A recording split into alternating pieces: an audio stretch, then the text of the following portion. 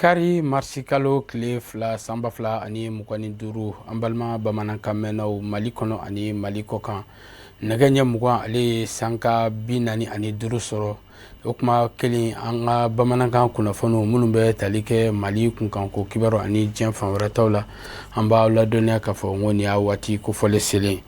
Silamɛya dɛmɛtɔ Ansaru u ka bolofara min bɛ Bakari Bugu ka fara jɛrɛjɛkuluba min farala ɲɔgɔn kan ka bɔ Teriya groupe la n'ale bɛ tali kɛ an balima dongɔnɔw olu ka jɛrɛjɛkuluba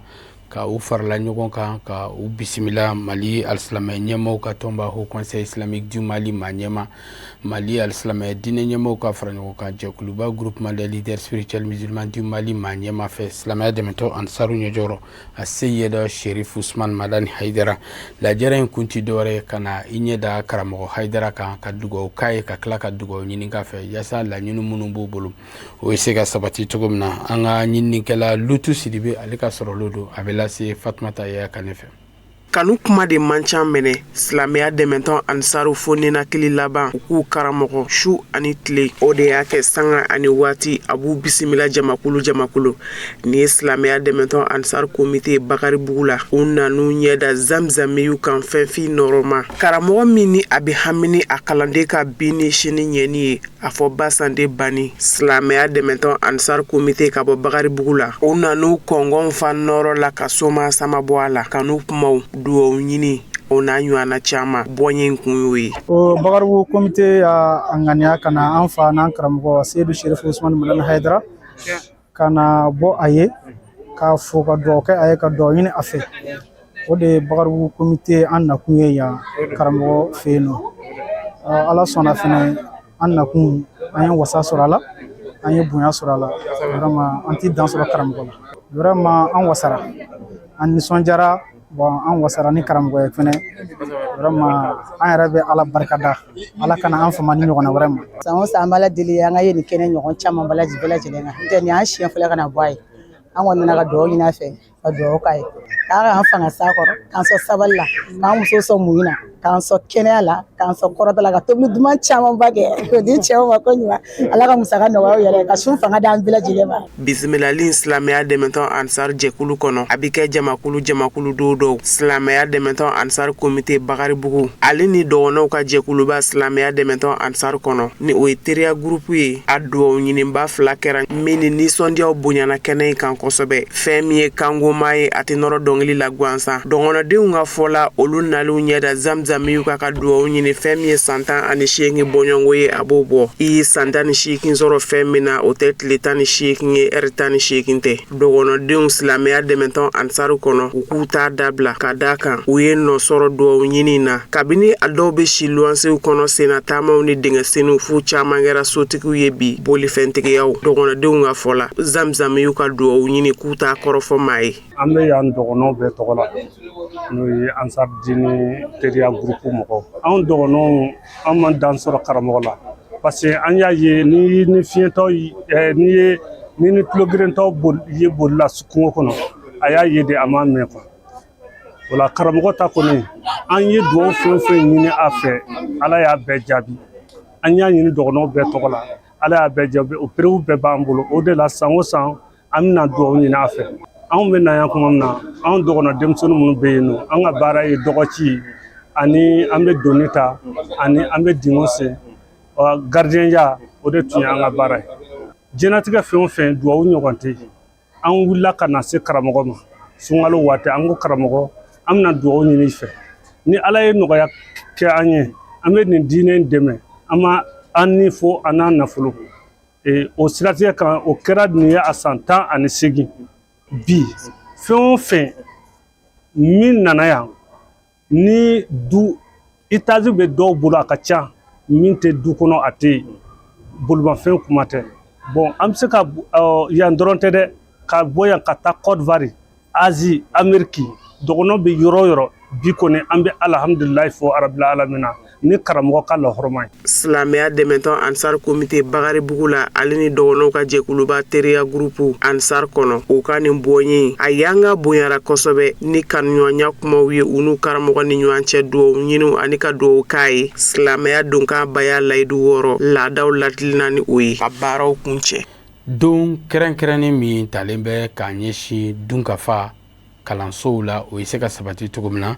n'an b'a wele ko journée africaine de l'alimentation scolaire o hakilina ye min sigira sen kan yaasa nin waleya bɛ se ka sabati cogo min na o hokumu kɔnɔna na ekɔliso ɲɛmɔgɔw u ye nin don kɛrɛnkɛrɛnnen la ɲɛnɛmaya san caman kɔfɛ a sigira sen kan ni dako min ye min bɛ tali kɛ farafinna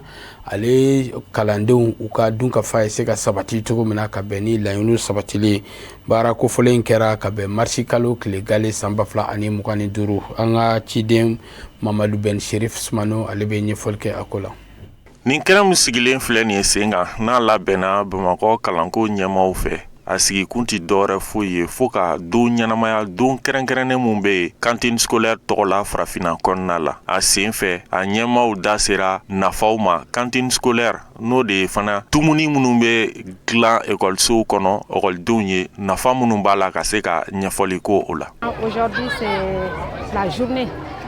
de l'alimentation scolaire o ye ekɔlidenw ka cantine journée de ekɔliso kɔnɔna na tobili ka daminɛ ekɔliso kɔnɔna na a di denmisɛnninw ma biya journée de a don kɛrɛnkɛrɛnnen de don cantine nafa tɛ se ka fɔ ka ban cantine nafa a dabɔlen don denmisɛnninw de kama n'i y'a jateminɛ denmisɛnnin caman ka yɔrɔ ka jan ekɔliso la donc ni cantine bɛ ekɔliso la o bɛ somɔgɔw lafiya nka a bɛ denmisɛnninw fana lafiya kalanko fana na a nafa ka bon lafiya fɔlɔ ye jumɛn ye o lieu que denmisɛnninw ka taa so tilegan fɛ k'a fɔ k'u bɛ taa tilela dun ka segin ka na bɛn ni wulafɛ kuru ye denmisɛnninw bɛ to ekɔliso la u bɛ dumuni kɛ dumuni nafaman bɛ d'u ma dumuni sanuman bɛ d'u ma donc o ye nafa fɔlɔ ye nafa filanan ye jumɛn ye bangebaaw fana hakili latigɛlen don k'a fɔ ko denmisɛnninw ye tilela sɔrɔ k'a dun bon o bɛ denmisɛnninw permettre fana u bɛ se ka kalan kɛ ni kɔngɔ bɛ maa min na a tɛ se ka kalan kɛ dɛ bon ni denmisɛnninw dun fɛnnen de don donc o b'u permettre denmisɛnninw bɛ kalan kɛ donc o yɔrɔ de ye c'est pour dire que a nafa ka bon a nafa ka bon kalanta sira kan a nafa ka bon denmisɛnninw ka kɛnɛya yɛrɛ sira kan. Kɛnɛ labɛnbagaw ye wele kɛrɛnkɛrɛnnen bila k'a ɲɛsin an ka jamana ɲɛmɔgɔw ma cogo min na cantine scolaire k'a da a nafabaw kan a bɛ se ka kɛ ekɔlisow bɛɛ lajɛlen na cogo min na a bɛ kɛ sababu ye ekɔliden ka se ka hakilila tigɛ dumuniko nasiraw fɛ o bɛ se ka kɛ sababu ye a ka kalankow bɛ ɲɛtaga sɔrɔ ka d'a kan bɔrɔ lankolon ti jɔ. Alhamdulillah i y'a fɔ cogo min na dɔ farala cantine kan dɔ farala cantine kan dɔ farala baara kan mais dɔ ka fara an ka baara kan o ka d'an ye parce que ni dɔ farala cantine kan dɔ bɛ fara denmisɛnninw minnu bɛ dumuni dun siɲɛ kelen ekɔli la kan o ka d'an ye parce que n'u b'o dumuni sɔrɔ an bɛ denmisɛnnin caman sɔrɔ ka na ekɔli la an b'a to u tɛ ekɔli colo parce que u hakili b'a la k'u bɛ dumuni kɛ midi ka tila ka kalan kɛ wula fɛ donc u tɛ na ekɔli somi a bɛ absentéisme dɔgɔya a bɛ dusu dɔw la ka kalan kɛ walasa ka jaabi ɲuman sɔrɔ ayiwa an bɛ min ɲini commune de CGS fɛ parce que cantine bɛ bila olu de ka bolo kan u ka cantine minɛ ka ɲɛ k'a baaraw kɛ u kɛcogoya la ka dumuni di denmisɛnninw ma a cogoya la o kɔni o bɛ diya an ye kosɛbɛ o y'an ka laɲini ye u fɛ.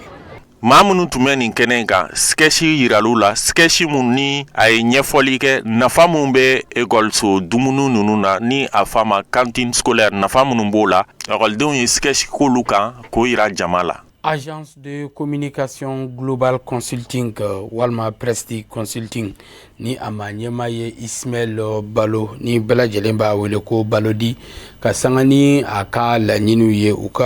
ye barodalasigi dɔ kɛ u ni kunnafonidilaw ni ɲɔgɔn cɛ barodalasigi a tun bɛ tali kɛ u ka san 30 o sɔrɔla baara la Mali jamana kɔnɔ baaraw caman kɛra wa baara kuraw caman bolodalen bɛ Ismail Balodi ale ni kunnafonidilaw u da sera fɛn caman ma ka ɲɛsin nin cakɛda kɛrɛnkɛrɛnnen ma kunnafonidi ko nasira fɛ Mali jamana kɔnɔna na baara kofɔlen in kɛra wagati kɛrɛnkɛrɛnnen ka se ka maabaw caman fara ɲɔgɔn kan ni jɛrɛjɛkuluba maa ɲɛma ale ni a ka cakɛlaw caman Sherifla Jabarani So tɔgɔ la Mamadu Awa Kebe ale ni Abdoulaye Sogodogo olu ye baara in seereya. Agence de communication globale Prestige Consulting min ka baara ɲɛsin bɛ ka cakɛdaw dɛmɛ u ka communication kɔnɔ ani ka ɲɛnajɛw labɛn a ka ɲɛmaaba n'o ye an balimakɛ Ismail Balo ni bɛɛ b'a dɔn Balodi ye a ye san 30 sɔrɔ a ka carrière kɔnɔ walasa ka nin waatiba in ɲɛnamaya a ka agence ye nin conférence de presse in boloda min kɛra baara dayɛlɛw ye u bɛna fɛnba minnu kɛ san 2025 kɔnɔ Balodi ale min ye sɛgɛn muɲu ani sabali kun walasa a ka agence ka se fo nin yɔrɔ in na san 30 kɔnɔ a ka laseliw senfɛ a da sera agence ka défi ni a ka baarabaw caman de ma a ka carrière kɔnɔ ni ka tila ka maaw fo ani minnu ye baara in daminɛ ne ka nin 30 ans in kɔnɔna la n bɛ ala fo ka ala barikada ka mbara ɲɔgɔnw fu ka duwawu ɲini u fɛ ka duwawu k'u ye ka tila ka ala wele pour que ala ka si caman di yan bi ta nin 30 ans in kɔfɛ la san 30 in kɔnɔna la an ye baara caman kɛ san 30 in kɔnɔna la an ni mɔgɔ caman collaboré la san 30 in kɔnɔna la an sera ka projet caman kɛ san 30 in kɔnɔna la an sera ka mɔgɔ caman former walasa ka san 30 in ɲɛnamaya ni ka sankɔrɔta k'a lakodɔn diɲɛmaw fɛ baaraw camanba de bolodalen bɛ agence Prestige Consulting bolo ɲinan san 2025 kɔnɔ i n'a fɔ concours médiatour concert olu n'a ɲɔgɔnna caman baara in bɛ a daminɛ filɛ nin ye san lancement de kɛra nin bita kɔfɛ k'a daminɛ fo ka taa se sunkalo kuncɛyɔrɔ la compétition in bɛ lancer n'o bɔra yen an bɛ sɔrɔ ka émission dɔ bɛ an bɛn'o kɛ radio la ka radio synchroniser ɲɔgɔn na ka ne tun bɛ émission kɛ cogoya min na k'a kɛ o cogoya la pour que u k'a dɔn Balodi tun bɛ min kɛ radio la an bɛna commune kɔnɔ ka podium sigi jeunes ye an yɛrɛ bɛna sunkalo kɔnɔna in na an bɛna foire in kɛ je veux dire o foire in kɔnɔna la an bɛna stanu di mɔgɔw ma prix dɔ la min b'a u tɛ fɛn caman yɛrɛ sara mais olu ka se ka fɛrɛ kɛ ni fɛn min ye 1000 u ka se k'a kɛ 900 ou 950 o ŋaniya de b'an na suntigɛ ka se ka kɛ mɔgɔw ka se ka tɛmɛ bagatɔ ka se ka taa suntigɛ ka sɔrɔ a kɔnɔ man ta an bɛna concert fana kɛ médiatour bɛna kɛ ka taa plateau kan n'o fana bɔra yen concert bɛna kɛ san 30 Balodi ka san 30 o fɛn kɔnɔna la o concert 3 bɛ sigi mais a bɛna laban ni dîner ye folikan min bɛ ne bolo n b'a daminɛ n kɛrɛfɛ mɔgɔw la n'o ye n ka denmisɛnninw ka partenaires bɛɛ lajɛlen fo partenaire fɛn fɛn n'a ye n dɛmɛ fo ka se nin yɔrɔ la n bɛ bɛɛ lajɛlen fo Ismail Balo ni bɛɛ b'a wele ko Balodi kɛra cɛba ye min ka carrière y'a daminɛ yɔrɔjan ani maa minnu ye baara in daminɛ u ka fɔ la a ye kobaw ni babaw de tigɛ ni ka se fo nin yɔrɔ in na k'a daminɛ animateurs la radio ni telew la Balodi ka cɛsiri de y'a to a ye agence Prestige Consulting dayɛlɛ Ismail Balo i bɛ dɔ de fɔ a la i tɛ se k'a bɛɛ fɔ an y'o de fɔ n ko bɛɛ bɛ k'i yɛrɛ de ye a ye sira mun tagama a ta sira ma nɔgɔn hakili la a ye madarasa de kɛ ka tila ka kalan wɛrɛw kɛ mais a ye mun kɛ a fa n'a ba ye hakili la aw ka taa sɔgɔnin ko sugu la aw b'o dɔn c'est-à-dire a bɛ comme barika b'a la a y'a ka baara fana a y'a ɲɛɲini parce que a y'a daminɛ ni technicien ye ka sɔrɔ ka kɛ animateur ye bi entreprise PDG de don a y'a fɔ ka kɔrɔfɔ la maa 70 jate olu de b'a nɔfɛ minnu bɛ ka balo a la donc o b'a yira k'a fɔ an kelen kelen bɛɛ n'an dara an yɛrɛ la n'an y'an former ka ɲɛ i n'a fɔ bamanan b'a fɔ jogo ni maaya bɛ taa fɛn dɔ de kɔnɔ i ka kɛ maa ye mais i ka dɔnni ɲini i ka se ka baara kɛ i k'i tilen i ka barika ɲini i masaw fɛ i ka to ka ala deli garisigɛ ka se ka dayɛlɛ hakili la Balo y'o de faamu et puis c'est quelqu'un qui croit il est très pointueux donc vraiment Balodi an bɛ se k'a fɔ a ka san 30 mun ni a bɛna a fêter a ka carrière la ala k'a k'a ma tɔgɔ ye ala k'a k'a ma si ye ala ka a ɲɔgɔnna wɛrɛw bɔ jamana in kɔnɔ minnu fana bɛ se ka tɛmɛ a la donc an b'a la deli an bɛɛ kelen kelen fɛn fɛn bɛ yan mɔgɔw ka bɔ a la minnu bɛ fisa ye an b'a jira u la k'a fɔ bibi na maa 60 ni ko de bɛ baara kɛ Balodi ka agence kɔnɔ wa ka sanga ni agence ka baaraw taabolo ye ko labɛnbaw y'a jira k'a fɔ ɲinan san tɛna kɛ basi ye n'a bɛ dɛsɛ bawo cadeau caman de bɛ yen ka maaw ladiya minnu ka jɛgɛ bɛna fara ci concours senfɛ n'olu bɛna daminɛ mars kalo tile fɔlɔ fo ka taa se a tile 20 ma san 2025 kɛnɛya ko nasira fɛ fɛn min ye laboratoire national de la santé ka bɛn alamisa don février kalo tile 27 san 2025 u y'u ka lajɛrɛba dɔ sigi sen kan lajɛrɛ min senfɛ fɛn min ye lakodɔnni sɛbɛn tara ka ɲɛsin u ma min bɛ tali kɛ u ka baaraw olu yakubali hokumu kɔnɔna na a kɛra ka sanga ni minisiri min ka baara ɲɛsinnen bɛ kɛnɛya ko ale ni den kɛrɛfɛ kɛlɛli ma ka bɔ Mali jamana kɔnɔ ka fara maaba caman wɛrɛ ka Safiyatu Sidibe ale ni Abdulayi Sogodogo Sherifila Jakanso tɔgɔ la olu ye baara seereya san 1990 Mali ye sɛgɛsɛgɛlikɛyɔrɔ in sigi sen kan o komi ma laboratoire national de la santé ka furaw dumuniw mifɛnw ka se ka u sɛgɛsɛgɛ togo min na jamanadenw be kisi fo ka taa se baganw ma san mugan kɔfɛ cɛkɛda in bɔra ka jɔnjɔn belebele wɛrɛ sɔrɔ u komi ma accréditation sɛbɛn fura min b'a jira ka fɔ ka sɛgɛsɛgɛliw lakonnen no Mali kɔnɔ ani Mali kɔ kan wa a jaabiw fɛnɛ ka ɲi an bɔra ka jɔnjɔn belebeleba dɔ sɔrɔ sisan n'o ye accréditation ye o ye laɲini mun ni laboratoire bɛɛ jɛlen b'a ɲini donc o kɔrɔ ye di k'a fɔ an bɔra ka analyse minnu kɛ n'an ye jaabi minnu sɔrɔ a la o jaabiw lakodɔnlen don Mali kɔnɔ cogo o lakodɔnlen don diɲɛ yɔrɔ bɛɛ la donc o ye laboratoire bɛɛ ka laɲini donc an bɔra k'o jɔnjɔn de sɔrɔ sisan bon o jɔnjɔn an bɛ se k'a fɔ ko nin y'a siɲɛ fɔlɔ ye farafina jamana na minnu bɛ bamanankan fɔ tilebiyan fan fɛ n'an b'a fɔ ma ko Afrique de l'Ouest nin y'a siɲɛ fɔlɔ ye laboratoire kɛ ni ɲɔgɔnna accréditation sɔrɔ parce que an bɛ baara kɛ hukumu fɛn o fɛn kɔnɔna na n'o ye fura sɛgɛsɛgɛli ye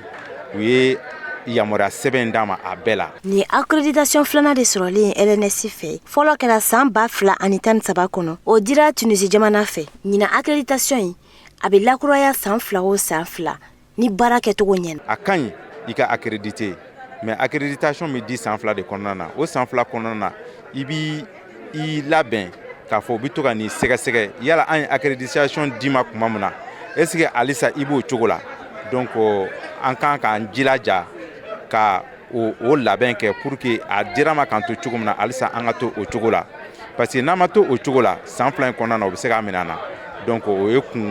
kumasulu ko belebeleba ye donc an y'o de fɔ an ɲɛna k'a fɔ ko an k'an jilaja an ye accréditation sɔrɔ o ye belebeleba ye mais an k'an jilaja a ka to an bolo donc an b'o baara kan an y'o kuma lamɛn et puis an yɛrɛ bɛ layidu d'a ma k'a fɔ an bɛna an seko kɛ pour que an ye accréditation min sɔrɔ an bɛ se ka a maintenir cogo min a bɛ se ka to an bolo cogo min an ka ministre min ka baara bɛnnen bɛ kɛnɛya kow ɲɛnabɔli ma a ka laseli kɔnɔ a ye foli ni tasibila kɛ ka ɲɛsin LNS baarakɛla bɛɛ lajɛlen ma ka sɔrɔ ka cɛsiri sira yira u la cogo min na accréditation in bɛ se ka to Mali jamana bolo an bɛ nisɔndiyalen don sɛbɛn sɔrɔli la parce que sɛbɛn in b'a jira k'a fɔ LNS bɛ baara min na an bɛ directeur fo k'a jɛɲɔgɔn bɛ fo an bɛ foli daminɛ bɛɛ de la k'a daminɛ manœuvre la chauffeur yɔrɔ jɔsilaw mɔgɔ bɛ baara kɛ LNS kɔnɔ bɛɛ de n'i jɔyɔrɔ don mɔgɔ kelen tɛ se ko la an bɛ directeur kɔrɔw bɛɛ fo parce que n'i y'a ye an sera bi la kunun de tɛmɛna u bɛɛ y'u seko kɛ walasa bi ka se k'a fɔ fɛnɛ hali kɔfɛ ni minnu fɛnɛ nana u k'u jija u ka baara kɛ ka ɲɛ ni accréditation in sɔrɔlen a bɛ da caman yɛlɛ an ɲɛ Mali bɛ se ka baara caman kɛ Mali bɛ se ka baara caman kɛ min tɛ kɛ dugu ci wɛrɛ la parce que sous région yɛrɛ kɔnɔ Mali ye jamana fɔlɔ ye min bɛ nin sɔrɔ o ye fierté de ye malidenw bɛɛ ma LNS dɔrɔn tɛ dɛ santé bɛɛ ma mais Mali population yɛrɛ bɛɛ ma parce que n'i kɔni ni i ye ɲɛ sɔrɔ tan nɔ i b'i jija ka to o sira de kan an y'o de kangarida kɛ directeur a k'a cɛsiri halisa n'a ma min fara nin kan a ka n'o bɔ a la attestation de reconnaissance ou dili kɛlɛ ka kɛnɛ la ɲɛnamaya kosɛbɛ kɛnɛ min baaraw n'u donna ni Mali jɔnjɔn dali hymne national k'a kuncɛ ni visite ye laboratoire national de la santé kɔnɔ visite silamɛya dɛmɛtɔ ansaru sifinakaw u ye ka bɛn ni taratadon février kalo tile 27 u ye lajɛrɛba kɛ min tun bɛ tali kɛ baara kɔmasigilen na n'an b'a wele ko restitution ka bɛn n'u ka sigiliba min kɛra n'a kɛra sabu ye ka ansaru sifinakaw k'u bɛɛ lajɛlen fara ɲɔgɔn kan ka bɔ Mali fantan 4 bɛɛ lajɛlen na baara kofɔlen in kɛra Bankɔni Jankinɛbugu la Bamakɔ sigida fɔlɔ la ka sanga ni u ka maa ɲɛmaw olu yeli kɛnɛ kɔnɔ dakun tun bɛ tali kɛ fɛn min na o de ye jɔyɔrɔ jumɛn bɛ kɛ sifinaka ninnu na Mali jɔli hukumu kɔnɔna na ka sanga ni bɛn ani kelenya ka don da kelen fɛ ka bɔ da kelen fɛ yasa o ko bɛɛ lajɛlen se ka sabati cogo min na Mali jamana kɔnɔna na baara kofɔlen a bonya n'a karama tun bɛ an karamɔgɔ Seyida Sherifa Hamad Tijan Haidara bolo Awa Jabate ale ni Baba Keita olu y'a baaraw sariya Mali Jeunesse Ansar National olu y'a yamaruya ta ni ka lajɛrɛ belebele sigi sen kan kɛrɛnkɛrɛnnenya la ni baara kun bɛ boli mun kan o de ye u bɛ se ka hakilina falen kɛ ka hakilina jagabɔ kɛ jamana funankɛninw ka ɲɛtaga ko la basigi bɛna jamana kɔnɔ cogo min na bɛɛ ni kelenɲɔgɔnya o bɛna jamana kɔnɔ cogo min na kɛrɛnkɛrɛnnenya la ni babu yɛrɛ kun bɛ boli min kan o de ye olu yɛrɛ bɛ se k'i nin di cogo min na jamana ka ɲɛtaga ko la bɛɛ ni kelenɲɔgɔnya bɛ sabati cogo min na ani funakɛninw ka mara kɛcogo ani mifɛnjugu kɛlɛli o bɛ se ka ɲɛnamaya cogo min na jamana kɔnɔ ko k'a dɔn ka fɔ o ye an fana karamɔgɔ Aseda Sherif Usman Madani Aidara ka miirinanko dɔ ye jamana kɔnɔ k'a dɔn ka fɔ ale cɛsirilen don kosɛbɛ o baara ninnu na a n'a ka denbaya bɛɛ lajɛlen ni nin kɛnɛ in yɛrɛ denfaya kun talen bɛ ka di an fana karamɔgɔ denkɛ ma n'o ye Seyda Ahmed Tijani Aidara ye hakaja sani nin baara nin bɛɛ lajɛlen ka daminɛ u ye a daminɛ ni Mali ka jɔnjɔn dali ye n'o ye l'hymne national ye ni kɛnɛ in yɛrɛ kun b'o o dɔ kɔfɛ k'a dɔn ka fɔ k'u cɛsirilen kun bɛ Mali ka ɲɛtaga ko de kunna anw ye cɛsiri min kɛ an ka jolidin sira fɛ an ma dɔrɔkuma ye anw ka mɔgɔw joli la jamana yɛrɛ ye diplôme de reconnaissance d'an ma o la o sɔrɔna anw karamɔgɔ Aseda Sherif Usman Madani Aidara ka cɛsiri fɛ an bɛ jama fo la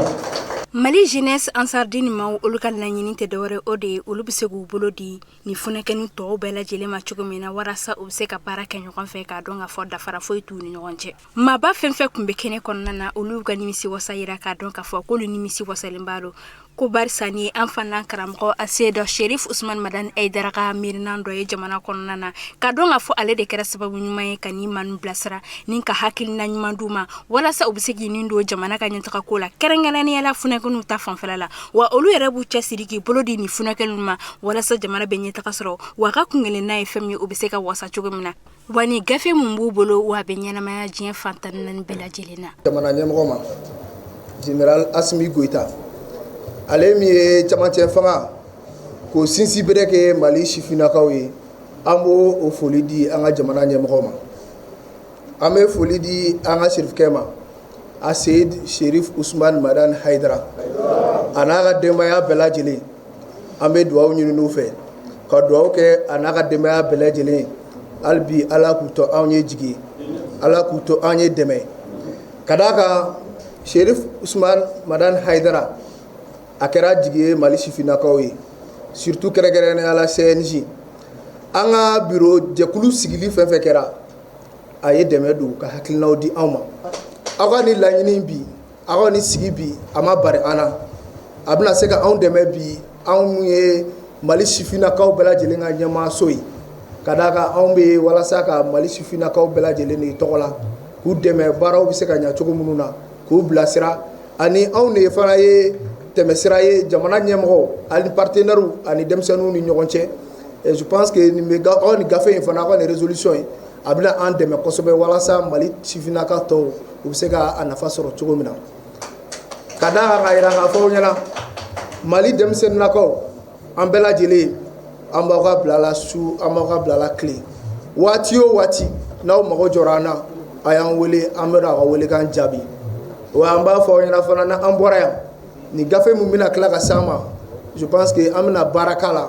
walasa Mali sifinnakaw olu bɛ se ka nafa bɔ a kɔnɔna la an b'a ɲini Ala fɛ Ala ka u ka diɲɛnatigɛw nɔgɔya ka si ni kɛnɛyaw d'u ma u ye hakilina minnu ta ka baara kɛ n'a ye Ala k'a nɔgɔya an n'u ye vraiment an bɛ dugawu kɛ an ka jamana yɛrɛ ye jamana bɛ gɛlɛya kɔnɔ kosɛbɛ mais waati ko don an bɛ sira mun kan an dalen b'a la gɛlɛya in a bɛna ban gɛlɛya in a bɛna ban nin y'a taamasiyɛn dɔw ye